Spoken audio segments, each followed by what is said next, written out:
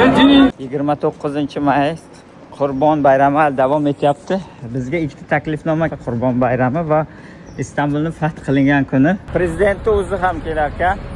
Kiramiz, ko'rsatamiz. Boradigan mehmonlari aniq bo'lsa-da, lekin xavfsizlikka gap bo'lishi mumkin emas. Yerdan deysizmi, havodan deysizmi, hatto dengizdan turib ham qo'riqlashyapti. Nazarimda har bir 3-odam xavfsizlik xodimi bo'lsa kerak. Har bir rayon mehmonlari delegatsiyasi bilan avtobuslarda kelishgan, hatto kemalar bilan ham tashrif buyurganlar bor edi. Aytgancha, Turkiya haqida yaxshi ma'lumotlar olmoqchi bo'lsangiz, obuna bo'ling. Biz esa boshladik. Bu Xalij Kongress markazi. Juma namozi bo'lgani uchun oldindan mehmonlarga aytilgan ediki, juma namozi shu yerda qilinadi. Namozdan keyin chiqib, hamma maydonchaga joy olishni boshladi. Bir amallab o'g'lim bilan sahnani oldingi qatorlaridan joylashib oldik. Tashrif buyurganlar ichida nafaqat davlat xodimlari va vazirlar, balki chet eldan kelgan mehmonlar ham bor edi. Men turkistonlik Uyg'ur birodarimiz va qozog'istonlik ukamiz bilan tanishdim. Sahnada O'zbekiston, Qozog'iston, Qirg'iziston, Ozarbayjon bayroqlarini ko'rib quvondim. Bayramimiz mübarek olsun. Tabriklardan so'ng davra birdaniga qizib ketdi va qozog'istonlik yoshlar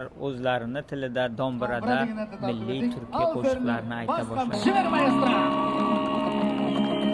Lekin yig'ilgan mehmonlarning barchasi, qo'riqchilar, hatto jurnalistlar ham asosiy mehmonni intizorlik bilan kutishardi. Recep Tayyip Erdoğan. Shu tariqa prezident ham tashrif buyurib, hamma bilan hol-ahvol so'rashib, bayram bilan tabrikladi. Muhabbetle selamlıyorum.